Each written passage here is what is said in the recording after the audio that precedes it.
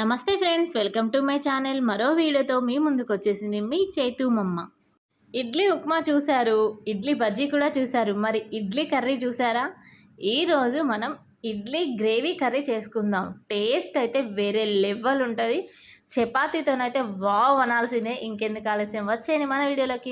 ముందుగా అయితే ఒక 3 ఇడ్లీలు తీసుకొని ఇలా చిన్న చిన్న పీసెస్గా కట్ చేసుకోవాలండి. ఆ తర్వాత స్టవ్ ఆన్ చేసుకొని ఒక కడాయి పెట్టుకొని డీప్ ఫ్రైకి సరిపడా ఆయిల్ వేసుకొని ఒక్కొక్క పీస్ అందులో వేసుకొని మనం ఫ్రై చేసుకోవాలి.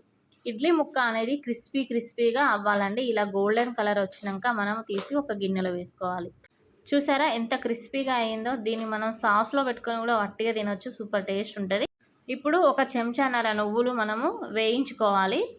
చూడండి, దూరగా వేయిన తర్వాత అవి తీసి పక్కన పెట్టుకొని ఒక కప్పు ఉల్లిపాయలు కూడా వేయించుకోవాలి. ఇవి కూడా వేయించుకొని పక్కన పెట్టేసుకోవాలి. ఇప్పుడు 3 టమాటాలు, 2-3 పచ్చిమిరపకాయలు చిన్న చిన్న పీసెస్గా కట్ చేశాను. నా దగ్గర కొత్తిమీర లేదు, ఉంటే ఇందులోనే వేసి ఫ్రై చేసుకోవాలి. ఇప్పుడు ముందుగానే వేయించి పెట్టుకున్న ఉల్లిగడ్డ ముక్కలు, అందులోనే 4-5 వెల్లిపాయలు, చిన్న అల్లం ముక్క, ఒక యాలకు వేసి అయితే మిక్సీ పెట్టుకొని పక్కకు పెట్టుకోవాలి. అదే జారీలో ఇందాక వేసుకున్న నువ్వులు కొంచెం కచ్చాపచ్చ అయిన తర్వాత మళ్ళీ మనం ఫ్రై చేసుకున్న టమాటా, పచ్చిమిరపకాయలు, అలాగే కొంచెం బగారాకు వేసి ఇలా పేస్ట్ అయితే చేశాను. ఇది కూడా మనం పక్కన పెట్టేసుకుందాం.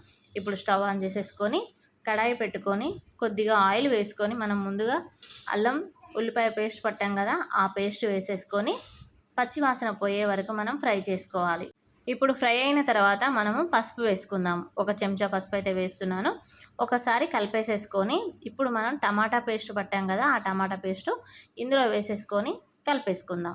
కొద్దిగా ఫ్రై అయిన తర్వాత మూత పెట్టుకొని 2 నిమిషాల తర్వాత మళ్ళీ ఒకసారి చూద్దాము. చూడండి, 2 నిమిషాలు అయితే అయ్యింది. కొద్దిగా ఆయిల్ పైకి వచ్చింది కదా. ఇప్పుడు మళ్ళీ ఒకసారి మనం కలిపేద్దాము. కలిపేసిన తర్వాత ఇందులో మెయిన్ ఇంపార్టెంట్ ఈ ఐటమ్ అండి, కస్తూరి మేతి. దీంతోనే టేస్ట్ సూపర్గా ఉంటుంది. కస్తూరి మేతి ఒక 3-4 చెంచాలు అయితే టీ స్పూన్స్ వేసుకోవాలి. ఇది కూడా కొంచెం ఫ్రై అయిన తర్వాత మళ్ళీ మూత పెట్టేసుకొని మళ్ళీ 2 నిమిషాల తర్వాత చూద్దాం. 2 నిమిషాలు అయిపోయిందండి. చూడండి, కస్తూరి మేతి కూడా మొత్తం ఉడికిపోయింది. ఇప్పుడు ఇందులో మనం కొద్దిగా నీళ్లు వేసుకుందాం. ఇందాక టమాటా పేస్ట్ పట్టాను కదా, అదే జారీలో నీళ్లు వేసానండి. ఒకసారి కలిపేసి 2 చెంచాల కారం, రుచికి సరిపడా ఉప్పు వేసుకొని మళ్ళీ ఒకసారి మనం కలిపేసుకుందాం. కారం ఉప్పు కలిసేంత వరకు మనం కలిపేసుకొని మళ్ళీ మూత పెట్టేసుకొని మరో 2 నిమిషాల తర్వాత చూద్దాం.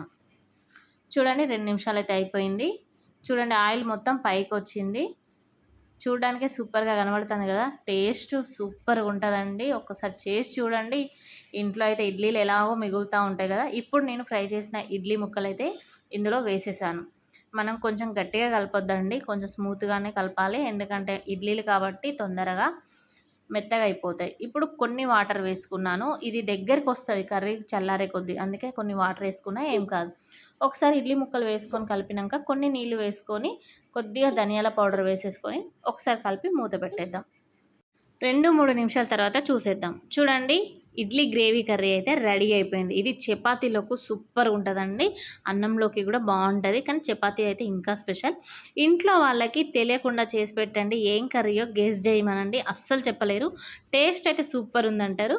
ఇది నిజంగా మా ఇంట్లో జరిగింది, అందుకే మీకు చెప్తున్నాను. ఈ వీడియో నచ్చినట్టయితే లైక్ చేయండి, షేర్ చేయండి, కామెంట్ చేయండి, సబ్స్క్రైబ్ చేయడం అయితే అస్సలు మర్చిపోకండి. Thank you for watching.